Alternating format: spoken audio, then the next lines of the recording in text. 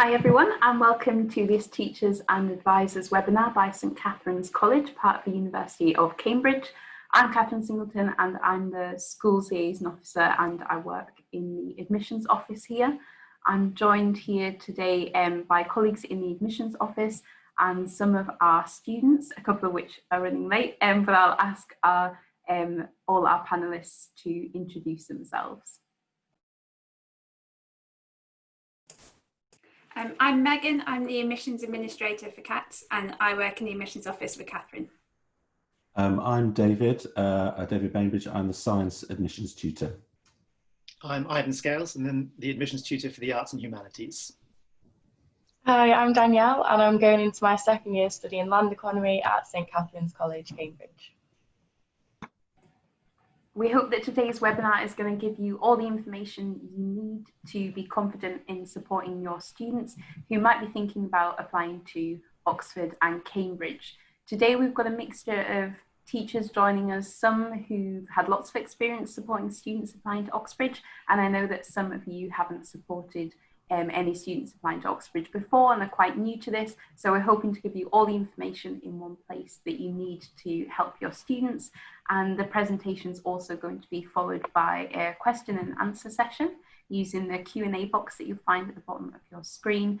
So feel free to type in any questions, big or small, that you might have for our panel, whether that's about Oxbridge itself or about supporting your students who might like to apply to Oxford and Cambridge. So feel free to type those questions in even during the presentation, and then we'll answer them all live at the end of the presentation if they haven't been covered in the talk. I'm now going to hand over to David and Ivan, who are going to give our presentation this morning. Hello, yes, this is David. So the first chunk of this is just going to be us talking through some things about what we look for, what the process is, and how to support students, and we'll make sure we leave lots of time for questions and answers at the end. I'm just going to do the first bit about very generally about what we're looking for and kind of what the admissions process is. And as you've heard, some of you may know this pretty well, some of you may know it less well. So the first thing to say is, what are we looking for? I mean, Cambridge is an academic institution, and that's what we're interested in. And what we're always looking for is academic potential. Basically, we just want the students who will do the best, who we believe will do the best on our courses once they get to us.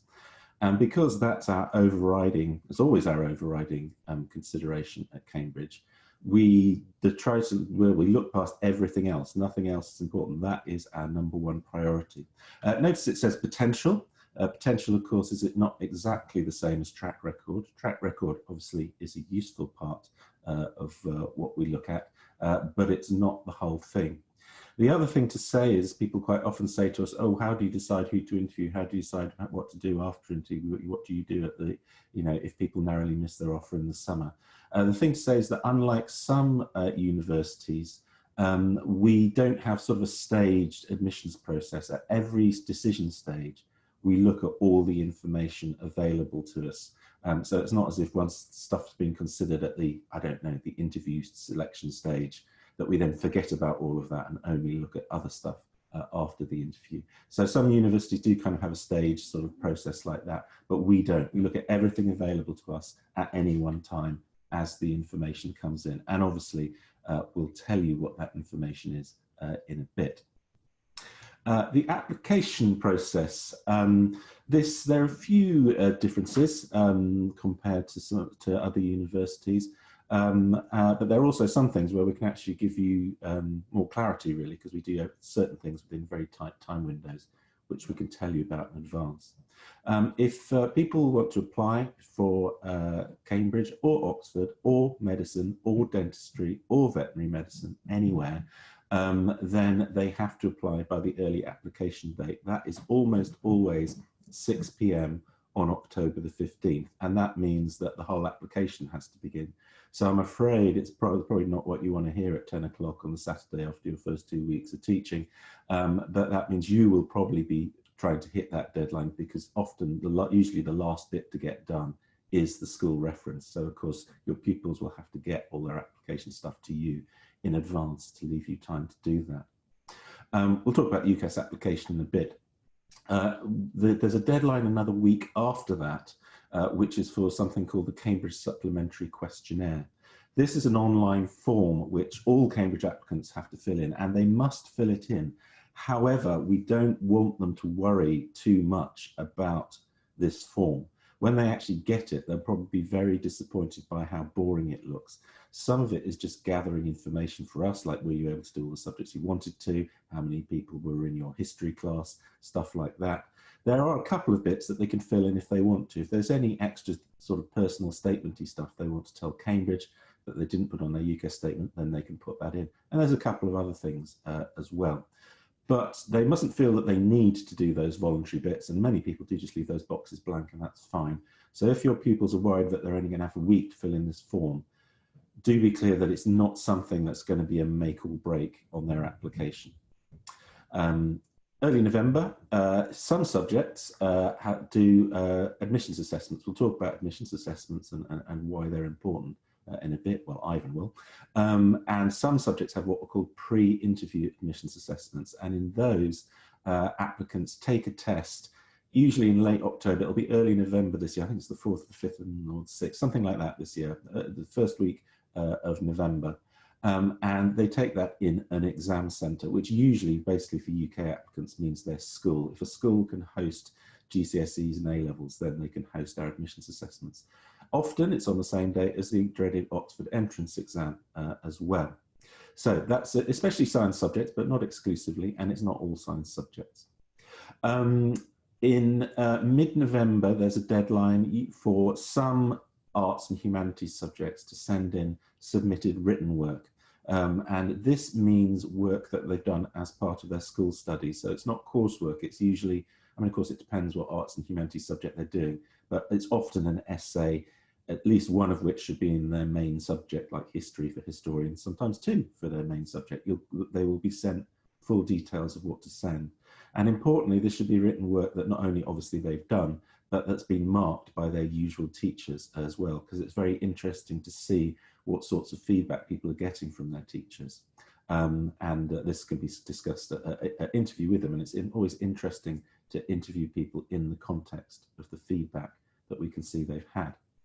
Now, on the basis of the information we have available to us in November, which is usually just all the application forms and the admissions assessments where they've done them, we then decide who to interview. We decide to make this decision based on all of that information above.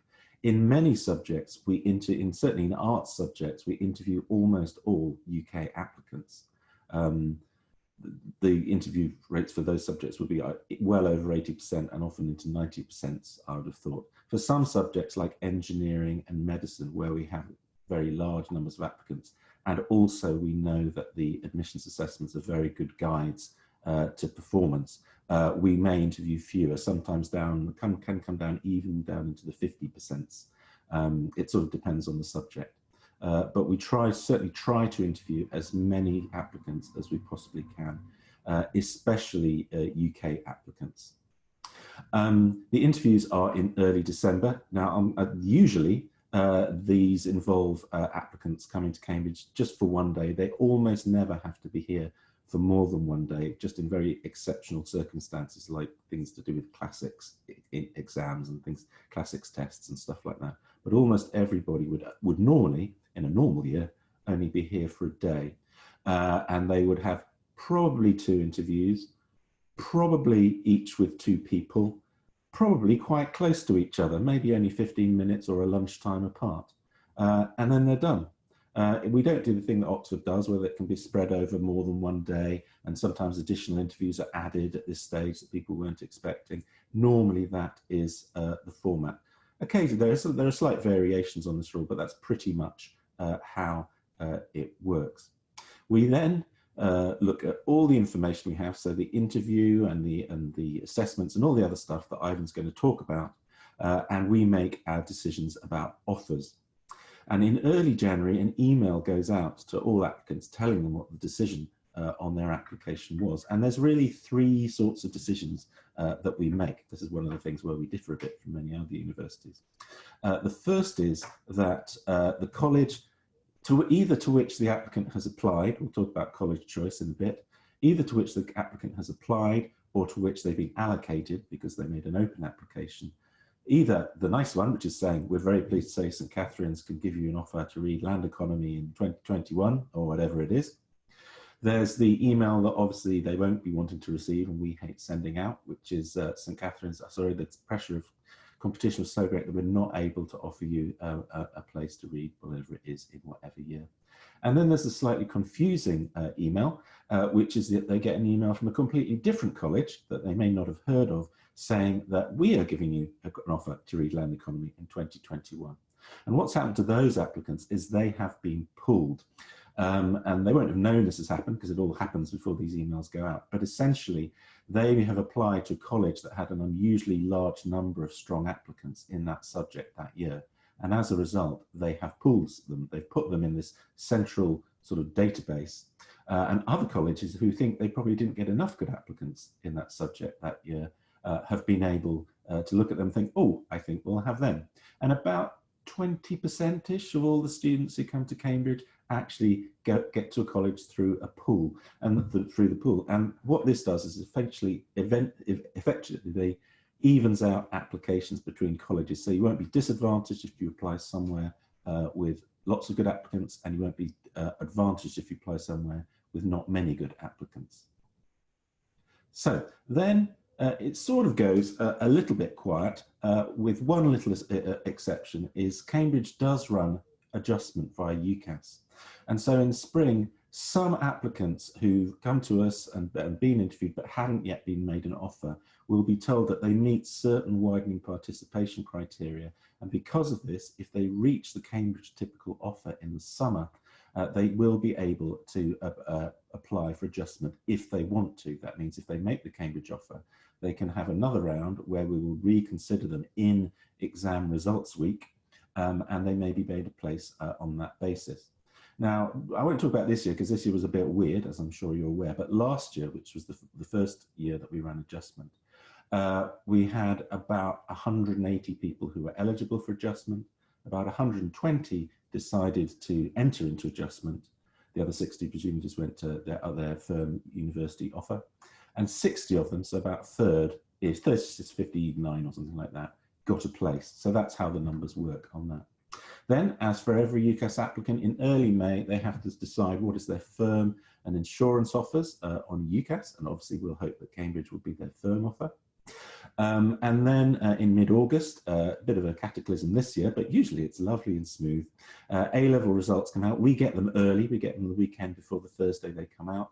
On Monday, we review them all. All the ones who've got their offer, of course, they're in, and we can forget about them. All the ones who narrowly missed their offer, we then think about these people very, very carefully. We look at all the information once again and decide. And so some people on Thursday may find that even though they've narrowly missed their offer, or they've got a different combination of results, their place has been confirmed.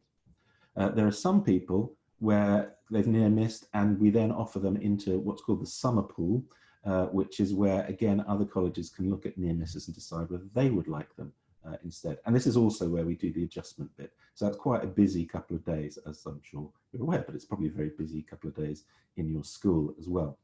And in a normal year, i.e. not this year, we were able to make all of our decisions known via Ucas by the Friday or on the Friday evening. So that's the process. Some of it very similar to usual, some of it a little bit different.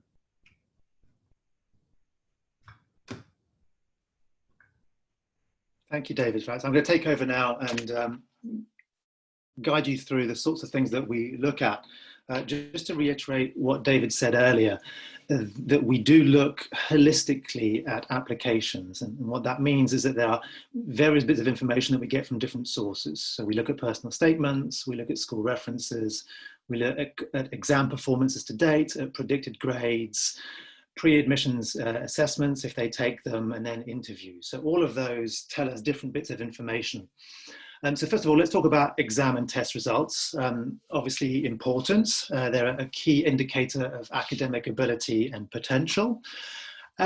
We often get a lot of questions about GCSEs. Just to clarify, that there are no minimum requirements for GCSEs to apply to the University of Cambridge. It's not as if applicants need a minimum of 10 A stars to even think about applying. But to put it into perspective, the majority of applicants apply to us with usually at least 5 A stars at GCSE, so just to give you an idea of the competitive field. But we are aware that there are various reasons why students might have underperformed at GCSE. So that's when school references and also the extenuating circumstances form comes into play. And I'll talk about that in a little bit. In terms of A-levels, the typical offer for most science subjects, engineering and economics, is A star, A star, A. And for most the arts and humanities, in fact, all the arts and humanities, apart from economics, the standard offer, typical offer is A star, A, A. And for international baccalaureate, it's between 40 and 42, and then 776 in the majors. So just to give you an idea of what the typical profile is. The reason that those offers are set at that level is because the University of Cambridge has done a fair amount of research on predictors of performance and ability to cope with studies at the University of Cambridge. And those are the best indicators we have. So that's why we place such an emphasis on those sorts of A-level grades. Now, as David mentioned, we also have in some subjects, so all the sciences and engineering, and then in economics and land economy have what are called pre-admissions assessments.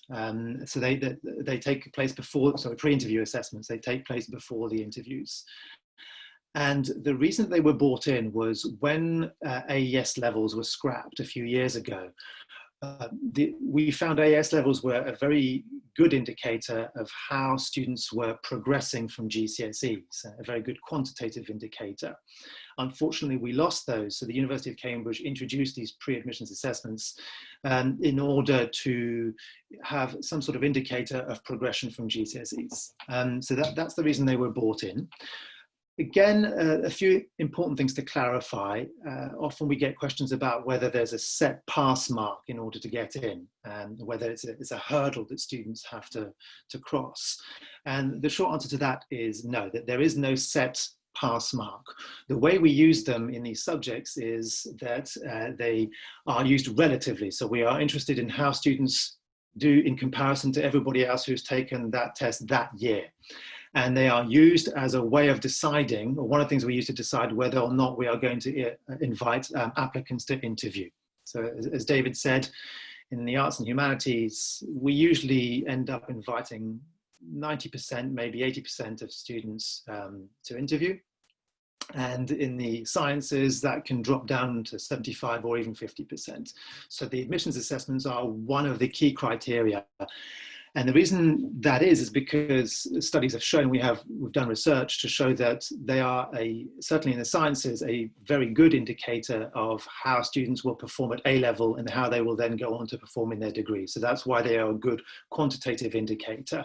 And that's how they are used in order to decide whether to invite people to interview. Okay, so that's me done on slide 1, David. So as well as the exam performance to date, we also have various bits of information that we can get from the Ucas for. We look at personal statements, and the thing to say here is that we perhaps rely on them less than other universities. And the reason is that we have other bits of information that other universities don't. We have in many subjects the assessment, the pre-interview assessments. We also have admissions interviews, and those things allow us to gain information that other universities don't get. So having said that, we do look at personal statements. They are a useful way for us to find out, particularly about supercurricular activities. One of the things we're looking for is what we call subject interest. So a genuine motivation in order to study this subject, which is important because of the pace and intensity of the courses at the University of Cambridge. It's important that students have that motivation. The personal statements are useful for signaling those supercurricular interests. They're also useful for a chance for students to steer the interviews. I'll talk about interviews in a little bit, but just to flag up here that some interviewers like to use information from the personal statement in order to start conversations at interview. So it's a useful way for students to signal books that they've read perhaps, or extended projects, EPQs that they've done, and that might be an inroad into a conversation at interview. So with that in mind, I usually give 3 bits of advice when it comes to personal statements. So this is something that you as teachers might help your students with. First thing is to encourage students to be honest when it comes to writing their personal statements, especially at the University of Cambridge, because we have the admissions interview. There is a very good chance that if they write something in their personal statement, they will be asked about it at interview. So rather than trying to be clever and writing things down on their personal statements that they think look clever, I would just encourage them to be honest about why it is they want to study their subject, honest about the sorts of supercurricular activities that they are undertaking and have undertaken, and that way they won't maneuver themselves into a trap by writing something that they're then not able to talk about when it comes to interview. So the first thing is to be honest.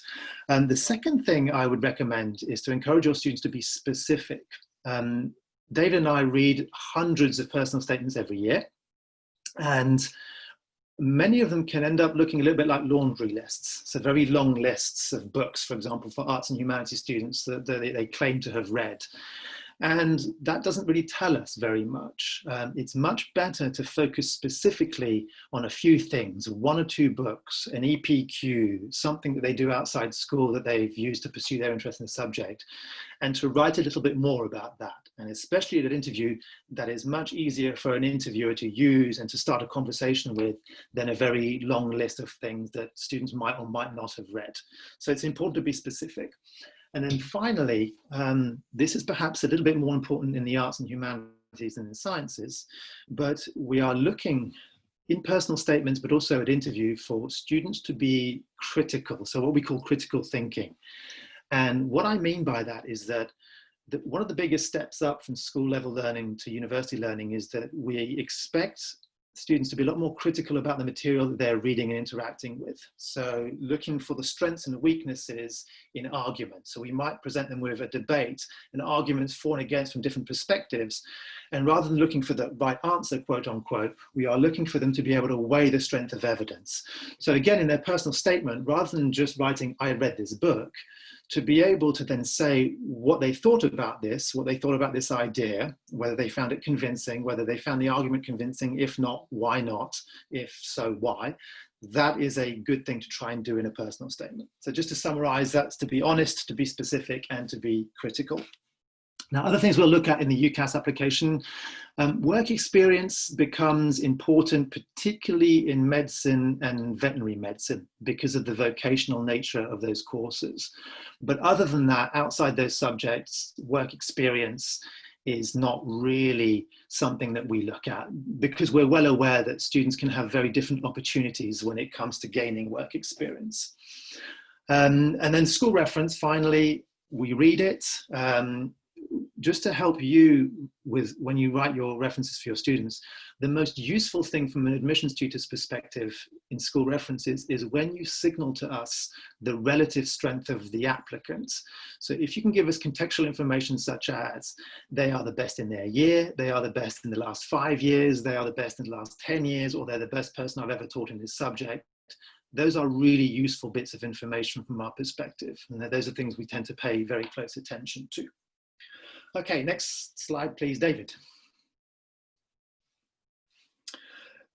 Talk about the school grades and Ucas forms. The other thing that we pay very close attention to, again, at multiple, and in fact, all stages of the application process, is contextual information. So we have various bits of data that we have at our fingertips on the school of the applicant. So this is information on, for example, average A-level performance, average GCSE performance. So we get an idea of typical grades in that school. So we have school-related contextual information. We have then information on the individual applicant. We have information on how that applicant did at GCSE in comparison to everybody else in their school year. So this is very useful. We are well aware that some schools are used to pumping out lots of students with lots of very high GCSE grades, and we are then able to then contextualize that individual's performance in comparison to other people in their own particular school, and that's very useful for getting a relative indication of exam performance. We also get a whole raft of socioeconomic data. This is postcode related data that tells us about things like the typical number of people who go to university from that postcode, and other such socioeconomic information. We get information about free school meals and other things like that. So those are important in the way that we assess applications. And then finally, we also get information about extenuating circumstances. So there is a thing called the ECF, the Extenuating Circumstances form, which has to be filled in by the schools or other responsible individuals. And those are there to give us an indication of things that might have affected a person's school performance at various stages. So this can be early on at GCSEs, or it could be during the qualifications they're currently studying for. So this might be all sorts of things: bereavement, illness, all sorts of things that might have affected their school performance. So that's really important.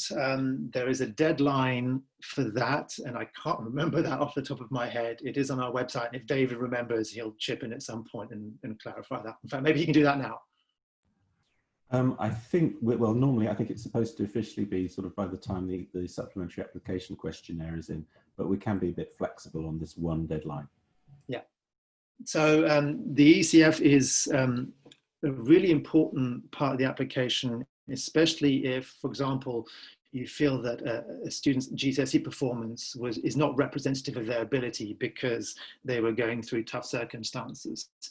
So those are three things that we look at. And as I said, and as David said, we look at those at every stage of the applications. For example, when students have, for example, nearly missed their offers, we will look at those contextual data in order to assess the person's performance in context.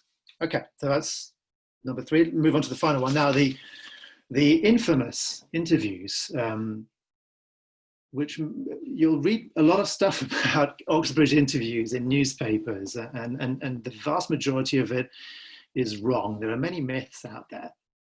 So the first myth to dispel is that admissions interviews are not the final hurdle. It's not as if you go through these hoops, admissions assessments, being invited to interview, and this is the thing that you need to pass in order to be able to come to Cambridge. They are one of the things that we look at. We believe they are important because they allow us to get information that we don't think we would be able to get from other sources. And that is why we do them. So for example, they are a good way to gauge subject interest. It's one thing to write a long list of books in a personal statement. It's another thing to talk in an engaged way at interview about something that you've written, an EPQ that you might have done, or a book that you've read. So it's a good way for us to gauge subject enthusiasm. It's a good way for us to assess core knowledge. So that's another thing that happens at interview. So this is stuff that they've already done at school, and we believe core skills that are necessary. So for example, in certain subjects, maths, they will be sat down and asked to go through a certain set of problems. So this is core knowledge that we believe they need to have. And then finally, it's a chance for us to see whether they have the ability to think critically, reflexively, and analytically. It's why often a lot of the questions that we ask, when you see them out of context, they can look really weird because they are out of context. They are designed to try and see how students react to unfamiliar material. The thing about the way we teach at Cambridge through the supervision system is, as a regular part of their educational experience, they will sit there in pairs with an expert on the subject and have to talk about it. And a supervision is really one of the ways we have of seeing how they respond to that sort of learning environment. So how do they respond to novel concepts they haven't come across before? We talk about, as admissions tutor, a thing we call teachability. And what we mean by that in admissions tutor speak is, how are they able to think on the spot and work through unfamiliar material? Can they get their teeth into it and wrestle with it? And often the questions we have, certainly in the arts and humanities, won't have obvious right answers. And that's not what we're looking for, but we're looking to see how students respond to when they're really challenged.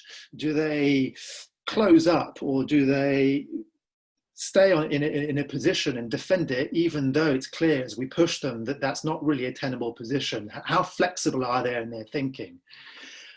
So that's what we're looking for. Various ways of doing it. Different interviewers do it in different ways. Some of them, for example, in geography, I'm a geographer, and many arts and humanities subjects set them read it ahead of time. So an hour or half an hour before they interview, they will be given a piece of text they will be asked to read, and we are seeing whether they've understood the basic gist and whether they are able to work through some of the challenging concepts. It's usually picked precisely because it's unlikely to appear in their A-level syllabus. So we're seeing how they respond to this unfamiliar material and whether they can be guided. So one of the things I think I would urge you to communicate to your students is that it doesn't matter if they don't get it first time. Often that's the whole point. They're not meant to, or they can't even get it first time. But what we're looking for is, can they be nudged and guided and taught through? Can they assimilate this new information that we're giving them in real time and then use it to try and understand this problem? So when it comes to then helping them with this, our advice in general would be a mock interview probably actually won't be that useful, because it tries to second guess what it is we're going to ask. What I would suggest is that it's useful to get them to talk about things. So get them to talk about things in their personal statements, about EPQs that they might have done, for example, about books that they might have read, and get them to try and think and talk about them reflexively, critically, and analytically. So ask them to think, well, did you agree with what Richard Dawkins wrote here? And if so, why? And if not, why not? So that kind of generic preparation of getting them used to talking to an adult and getting them used to talking critically and reflexively for half an hour will be much better than trying to mimic the things that you might have read in newspapers about the sorts of questions that we ask. So that would be my advice. I think that's me done. I think that's all for.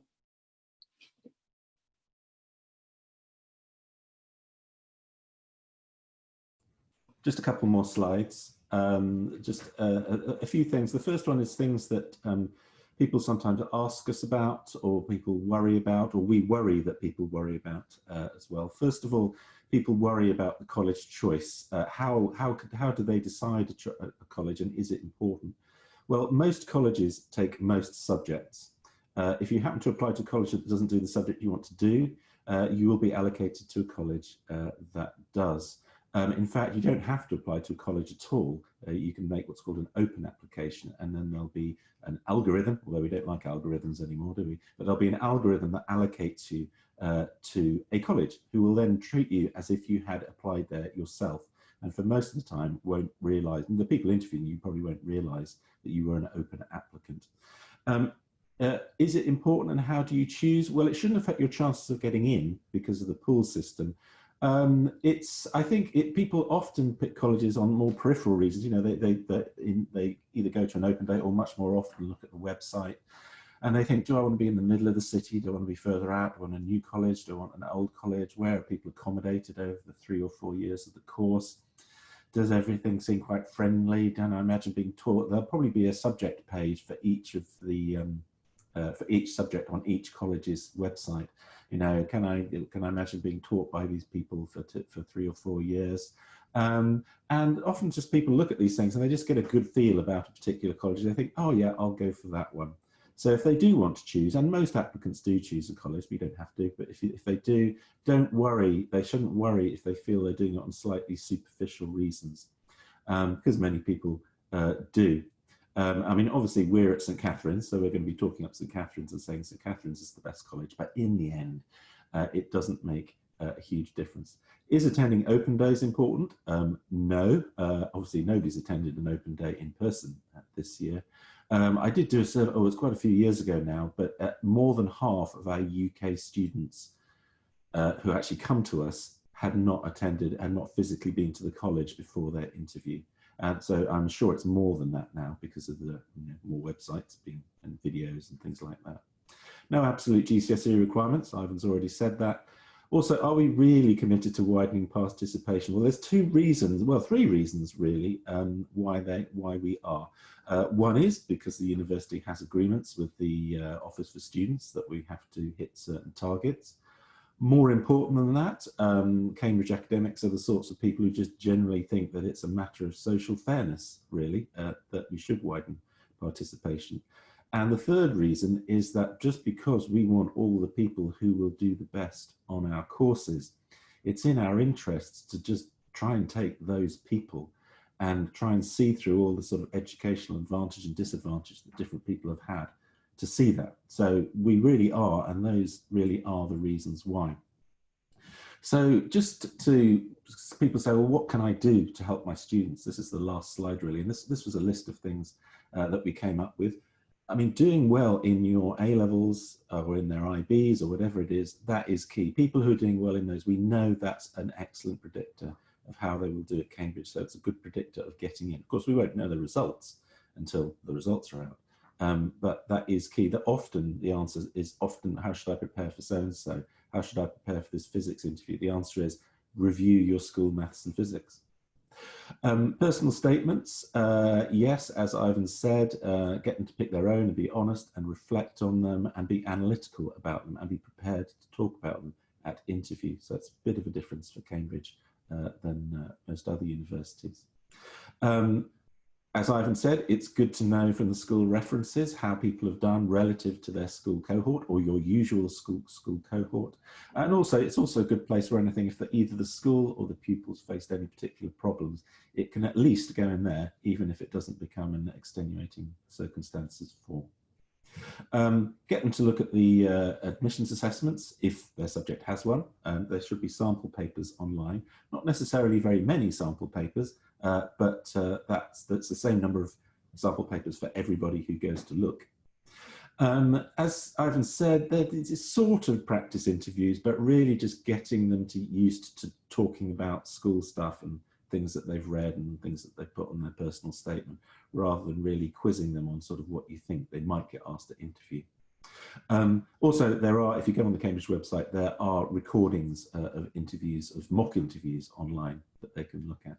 The final thing I would say is that I do think some applicants feel that they are under additional pressure because they're applying to Cambridge or Oxford, I guess. I think actually schools are probably not the worst offenders at this. I think they're often just giving sort of, you know, benevolent support to their applicants and usually quite effective as well. But sometimes from their parents and also very much from themselves, they think, oh, well, I'm applying to Cambridge, oh, that's a really quite a big step to take to decide I'm one of those people who's applying to Cambridge. But just try and help them realise it is just another university. It may be one of the ones that they really want to go to, but it is just another university, and they shouldn't treat the application too much different, sort of mentally, as how they treat all their others. So with that, I am going to shut up, and we should have a list of Q&As. Yeah, thank you, Ivan and David. We've got lots of questions that were sent in advance, as well as some coming in the question and answer box now. So if you've got any questions about what Ivan and David have been talking about, or anything that you would like a bit of clarification on, or any questions for our students as well, feel free to pop those in the question and answer box. I'm going to read out some of the ones that we've had coming in. Firstly, is a student at an advantage if they take 4 A-levels as opposed to 3 A-levels? I might do this one because it's often scientists, if that's all right. We only ever expect people to be doing 3 A-levels. It really becomes a personal decision whether you want to do 4. The disadvantage of doing 4, of course, is that you can argue that you're spreading yourself too thin. But the advantages of it are you may feel that you've got a better chance of hitting your 3 subject offer by doing 4. You may think doing the 4 is going to help you when you get to university. The 4th one may not be relevant to your university application. You may be an engineer who wants to study a foreign language, and so it's more for your future career that you want to study it, but it's an entirely personal decision. So for example, if somebody applies for medicine and they're doing maths, physics, chemistry, biology, and they get an offer, their offer will be A star, A, one of which must be chemistry. So it will always be based on 3. So it's a personal decision. Somebody has asked, what are the key differences between Oxford and Cambridge when it comes to applying? Do the 2 institutions differ in how they assess applications or the types of students that they're looking for?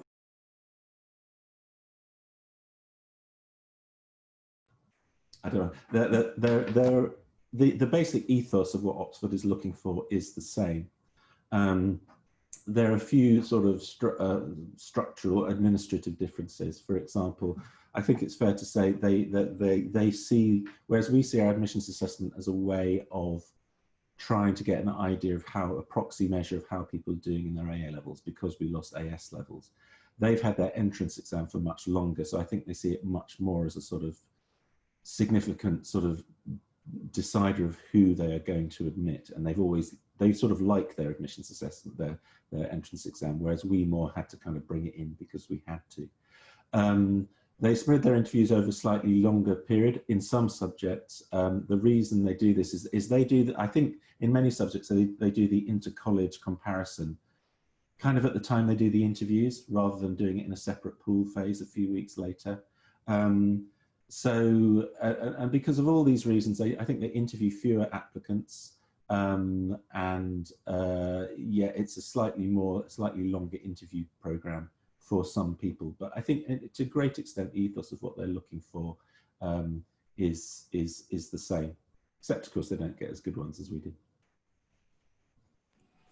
Thanks, David. Ivan, I think you want to answer the question, is it the postcode of the school or the student's postcode that we consider for socioeconomic context? I am multitasking as well. I'm just sending you all panelists and all attendees a link in the chat to give you more details on exactly what contextual data we use and how we use them. So have a look at that. But just to clarify, it is postcode data on the home address of the applicant that we use, and a lot of the indices that we use are based on postcodes, and those postcodes of the applicants. So I've just posted it now in the chat. Thanks, Ivan. One of the teachers is asking about the actual teacher's reference that they'll be writing. How well presented should it be grammatically and stylistically? To what degree do you take the presentation of the school reference into account? Because limitations of space can of course impact that.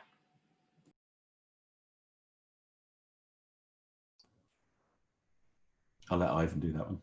Okay. I mean, as I said,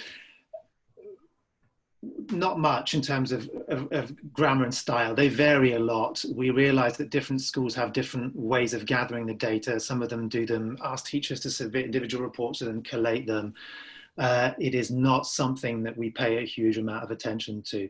As I said, just to reiterate, the most useful, because look, these are all going to be bright kids who are applying to us by definition. And so they are all hopefully going to have school statements, school references that say X is really, really good. I mean, that's everyone's personal statements. And that's why then those extra details become so useful, because of course they're bright, of course they've done well in their subjects, otherwise they wouldn't be applying to us. But if we can have information about their relative performance according to their year, previous 5 years, previous 10 years, that becomes really useful. So when I'm reading through personal school references, those are I have my little highlighter pen, and those are the things that I will highlight. Otherwise, they tend to be much of a muchness because of the type of applicants who apply to us. Thank you, Ivan. To move on to a couple of questions that we had emailed to us. Will students without work experience for medicine applying this year, will they be disadvantaged? Yeah, this year is completely different. We normally strongly suggest that medics get at least 2 weeks work experience in a care or clinical setting. Both of those are equally valued.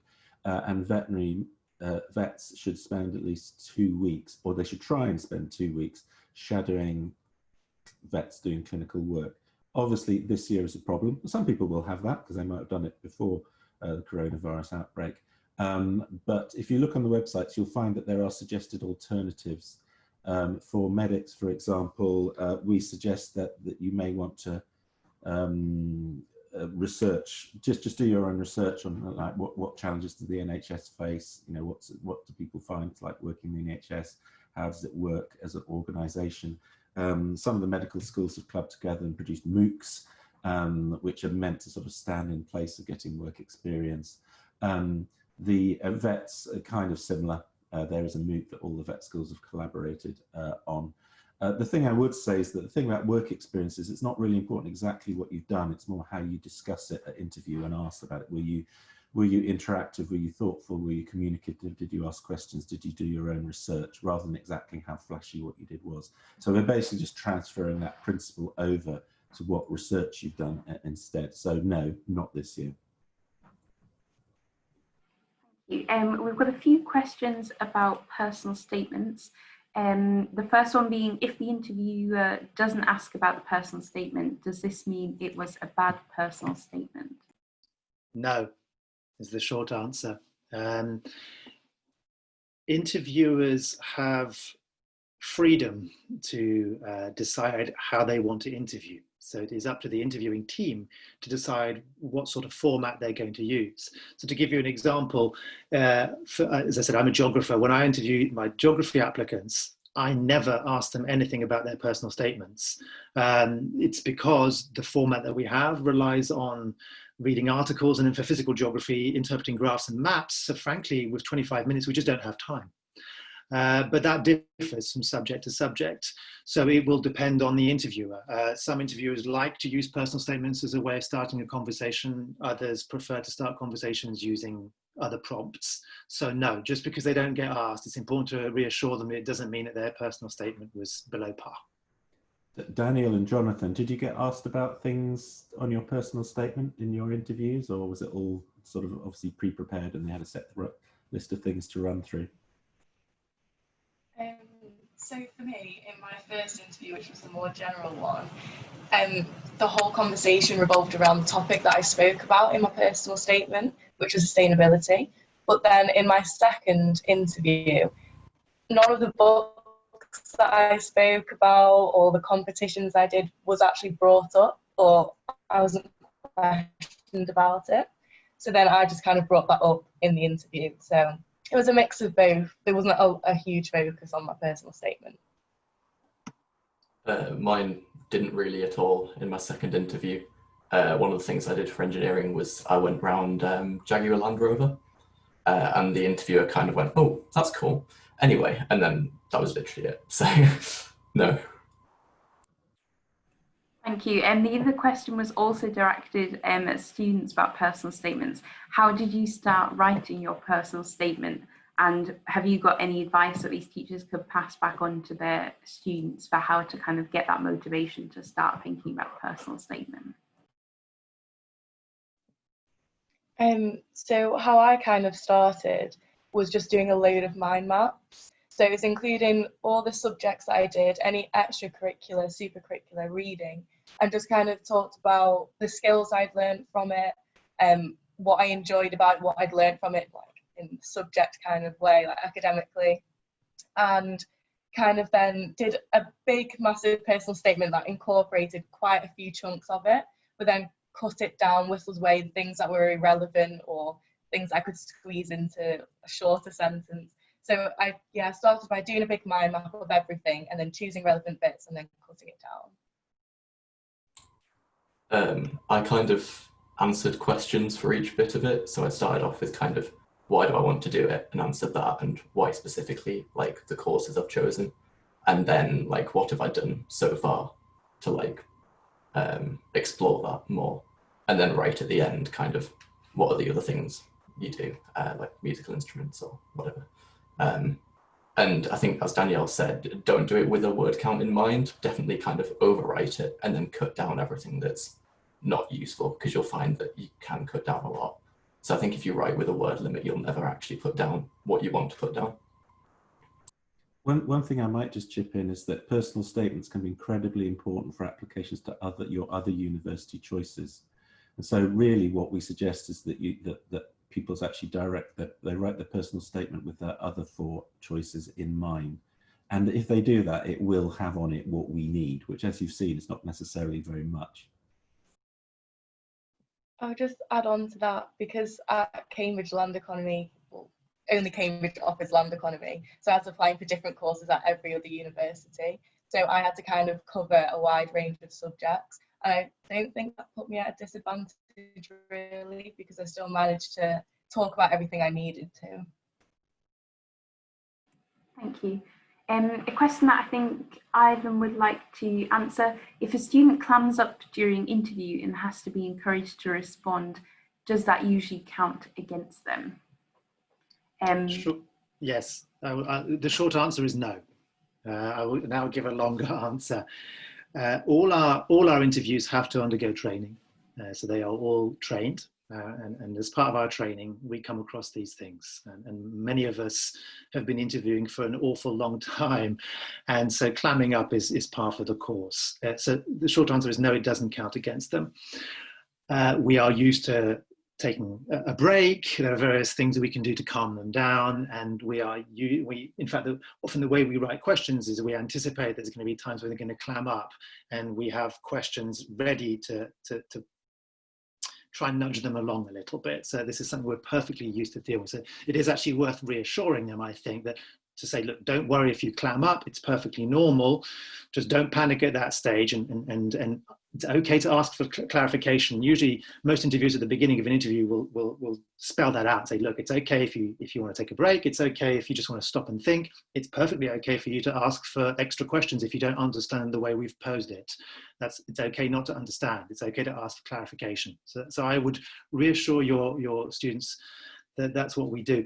In terms of thinking aloud, I mean, yes, in a way that is what we're looking for, but I've discovered over the last few years that there's increasingly what I might call performative thinking aloud, when students have clearly been told it's a good idea to show your workings and are thinking aloud. Look at me now, I'm thinking aloud. So, I mean, there's no use in forcing it, but it's okay for them to talk through. And that's what a supervision is, in effect, is we're talking through these very difficult concepts, these very challenging ideas, and it's okay for us to work to show our workings, if you like. So yes, it's fine to encourage them, but I want them to avoid thinking that they have to perform this thinking out loud, and that's the trick to gaming this interview. That there's a lot of goes on behind the scenes in terms of student rooms and things like that about people who think they can game our interviews. And really what our interviews are challenging conversations to try and see how people think. So yeah, fine, they can think aloud, but they shouldn't feel that they have to, and that's the trick to succeeding in our interviews. And yes, if they get stuck, it's nothing wrong with asking questions and asking for clarification. Thank you, Ivan. We've got another question for our students, Jonathan and Danielle. What preparation did you get involved with at your school, and was it important? So what did you find useful that your teachers in your school did to help you, if they did anything? I don't mind starting. So the main thing that school really helped me with was having some academic conversations. So not such a mock interview. It would be an afternoon, so at lunchtime for about 15, 20 minutes. I would sit with my economics teacher and we would just have a conversation about something relevant to my subject. So it could be a theory. For me, it's a lot about the housing market, and it was kind of like, so say on the Wednesday, she'd give me a topic to kind of read some articles about and just kind of evaluate. And then on the Friday, we would then discuss it. And it was just a chance for me to kind of do what Ivan said and think out loud and think about different arguments and think critically. And I think just having that practice really helped me to kind of know how to articulate what I'm thinking and how I'm going to get to an answer. So for me, one of my further maths teachers, I would kind of go to her with whatever problem I'd found. There's a few good resources for things like that for engineering. One's called I Want to Study Engineering, and there's another one that's a book, I think it's called Professor Povey's Perplexing Problems, and they're just kind of A-level standard, unusual problems. So I'd just go to her on a lunchtime if I was stuck on one of those, and we'd kind of talk it out together. And I think that kind of style helped me just kind of get used to a supervision or interview style format. And the kind of thinking aloud thing, but not in the formative way, more in just the kind of being able to discuss things kind of as they still form and not feeling bad about saying something silly and then going, hang on, that's not going to work. That was good for me. Thanks both. I'm also quickly putting a link in the chat for you all as well. That's basically a list of supercurricular suggestions that's being compiled by departments and colleges at the University of Cambridge. We know that a lot of students and teachers supporting them might not know where to start when it comes, for example, the things that Jonathan was mentioning, these extra resources to have a look at in their spare time for various subjects that we're offering. So there's a list of supercurricular suggestions, so it's definitely worth having a look at that list, and also encouraging your students to have a look at that list. So if they're ever stuck for kind of a way that they can explore their subject outside of school, you can support them. Another question that we've had, in a teacher's statement about a candidate, is it worth mentioning how they responded to remote learning? And another question, also given that many extracurricular activities have not taken place, will there be a more flexible way of considering such factors this year? Can I grab this one? Is that okay? Well, I'll do the second one first because that's easier. Extracurricular activities we don't really look at anyway. I suppose it's good if other universities do, but we don't. I suppose it's good if we can see that an applicant's had time to do things other than their academic work and still done well, but we really don't care what those things are. We don't care if they were any good at them. We don't care if there's only one of them or there's lots of them, or if one of them is socializing. We really don't mind about that. So that's the easy one. So that won't affect us this year.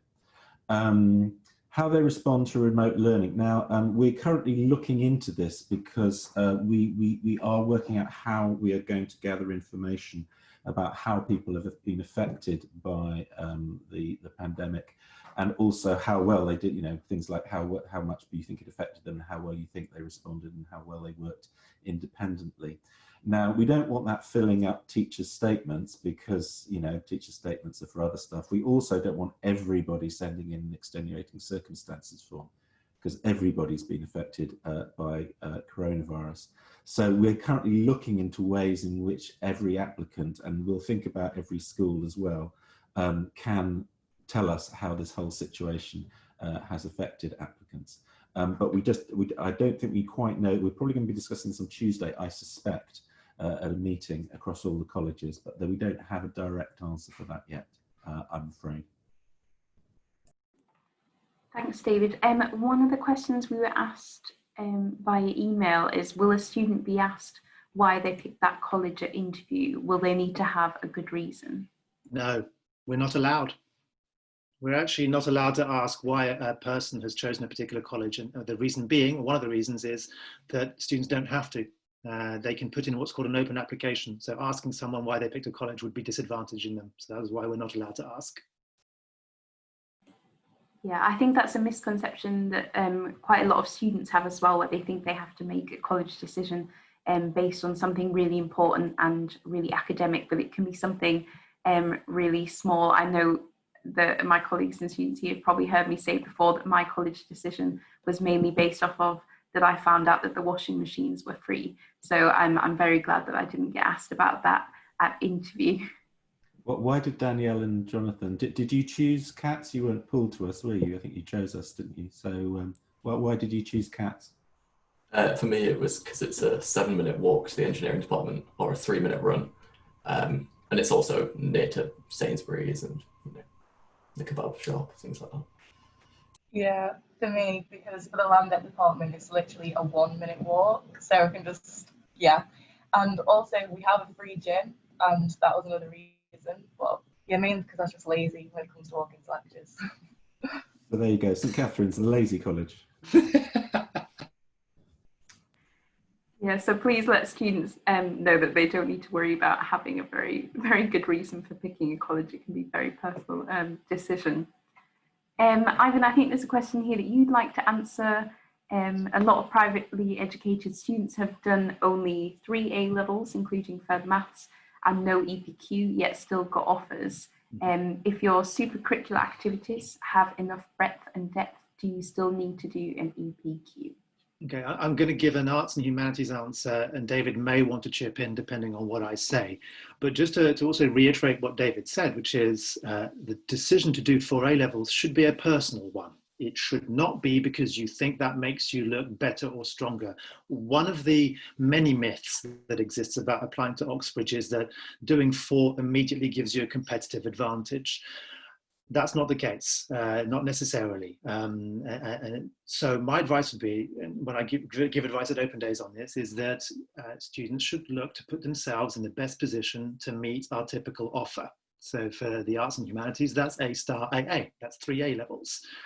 To add to the EPQ, an EPQ will never be the basis of a conditional offer. Therefore, it is not something that we ask for. We can't ask for it because not all students can do them. So an EPQ is useful in that it's one of the ways of signaling supercurricular interest, but it's not a requirement. So again, if a student wants to do it because it's a way of pursuing the subject interest, then great, but they shouldn't feel that they are obliged to do it, and then that's somehow the secret to unlocking a place at the University of Cambridge, in the way that 4A levels is also not the secret. 4A level is fine if they're interested in those subjects and they want to do them. David gave very good reasons why they might want to do 4, fine, but they should not be expected. And that's why I would add, it's not just privately educated students who've only done 3As. We get lots of state school students also who've only done 3As and no EPQ and still get offers, because EPQs are not part of an offer and 4A levels are also not part of an offer. They are based on 3A levels. So I think I've covered it. I don't know if David wants to add anything to that. No, exactly the same. Although, as Jonathan has typed in, he said that, I mean, quite a lot of scientists do it. I mean, I said it is a personal decision, but some scientists, especially if they're thinking of things like further maths, may well decide that for all of their university applications and for their progression on the course once they eventually get on it, they may decide they do want to do 4. So for my daughter, for example, is doing exactly that at the moment. But your actual offer will be based on 3. And you will not be at a disadvantage. You may decide it's better for you to do 4, but you won't be at a disadvantage in general. Yeah, there are plenty of students who do 3 A levels and don't do EPQ who come here. I mean, it's worth pointing out that I didn't actually find out what an EPQ was until after I'd graduated from Cambridge, and that was the first time in this job that I even heard the phrase EPQ, because my school did not offer them. So please don't worry about students having to do an EPQ. We had another question for the students. What made you actually decide to apply to Oxford or Cambridge, well, in this case, Cambridge? Is there anything that you think teachers could have done to help encourage you to think about Oxbridge? So for me, I didn't actually think about applying to Oxbridge until my teacher had a conversation with me and was like, why aren't you applying? Like, you have potential. And then I kind of just looked through both of the university's prospectuses and looked at the different courses and just kind of thought what would suit me. So I was looking at economics and law at first because I had an interest in both of them. But then because I didn't do A-level maths, I couldn't do economics. And then after a bit more looking, I found land economy. And just looking at the course and looking at the YouTube videos of people talking about it, student rooms, I just found that was a course that suited me. And of course, it was only Cambridge that offered it, so that made it a lot easier for me to pick. But I think if you're doing a course that both of the universities offer, it's worth looking at the structure of the course, because I know that they can differ. And I don't know if Jonathan will be able to talk about that more. Yeah, for me, the courses are quite similar between Oxford and Cambridge for engineering, but you do more labs in Cambridge, and that was something that was quite important to me. So I based it mostly probably off that. But also get a feel for the cities if you can, things like that. You're going to be living there for 3 or 4 years, so that's important too. Don't look at the leadership, what's it called? The rankings. I wouldn't say for individual subjects between the two, it's not going to make a difference realistically, whether it's, you know, first or second or third. So I'd go more off the course. Can I just chip in and add something to what Danielle said? Teachers, I think, are very, very important in this. I think it's so useful to have at least one teacher at a school who sort of keeps all the really bright kids under surveillance and actually goes to them and says, have you thought of applying to Oxford or Cambridge? And just that one contact. It doesn't have to be somebody in their subject. I mean, it often is, but it doesn't have to be. Just having that one contact, I think, makes an enormous difference. Definitely, thank you. Somebody has asked, how do you compare IB to A levels other than just the required point score? I mean, if people are doing an admissions assessment beforehand, then that's been designed for people who are doing A levels and IB and Scottish Advanced Hires. They tend to be very hard questions on a very basic syllabus, so that doesn't really matter what syllabus you are doing. And similarly, at interview, we do, in the subjects where it's relevant, we do look at what topics people have covered. Because, I mean, people doing A levels can cover different topics because they're doing different boards or because there were choices. And so it doesn't actually affect the process very much until we actually set the offer, and the typical offers have been agreed across the whole university. So, of course, they are different things. IB is kind of broader. You know, we take that into account, but we still often drill down and ask for particular scores, either in the hires or in the sciences. I might often ask for them in the 3 sciences people have done, which may not all be hires. So it actually doesn't make a huge amount of difference to us, really. Thank you. We've had a question which is quite a tricky one to answer. I'm sure our admissions tutors will have a go.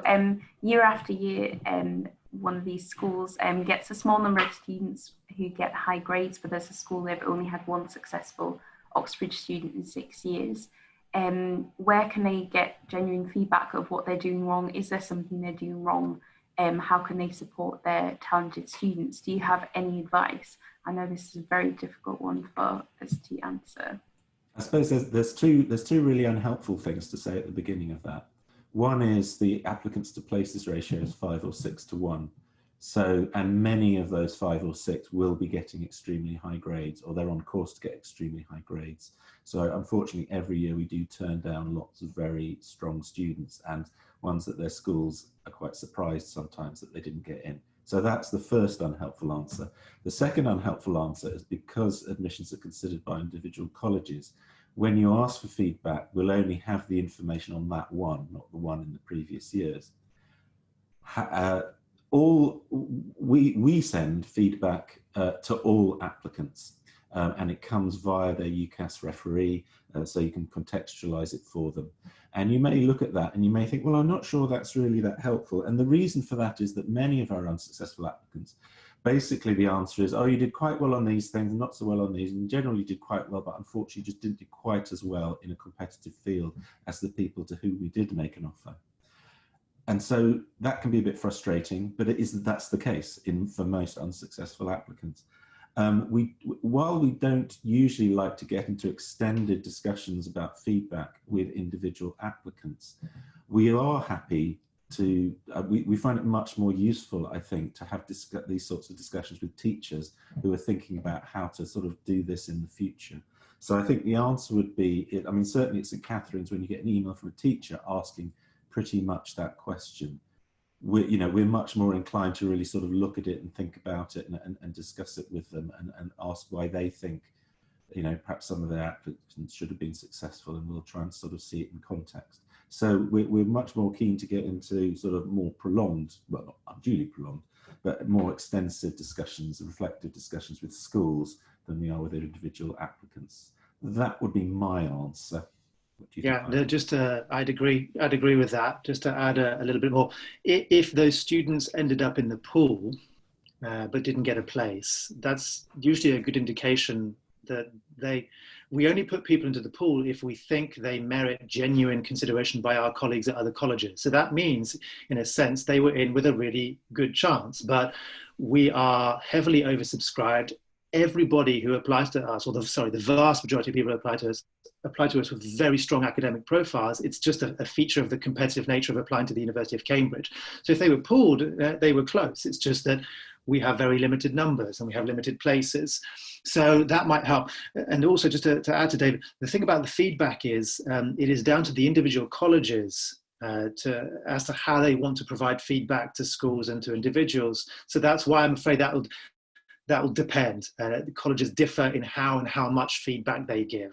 So all that we can say, I'm afraid, here from our perspective at St Catherine's is that we do take that very seriously. And as David said, we're happy to get into conversations and provide extra information with teachers if that might help them understand how and why a candidate didn't quite compete to the highest level. Thank you. I'll just double check my list of questions that I typed out. No, I think that brings us to the end of all the questions that we've been asked now or via email, which means luckily for our teachers who no doubt have had a very busy week, you can finish a bit earlier today and begin to enjoy your weekend. We really hope you found this question and answer session useful. I'm just going to put a link in the chat as well to some other Q&A sessions that we're doing next week between the 17th and 19th of September, but these are for any year 12 or year 13 or equivalent students who are maybe thinking about applying to Oxbridge.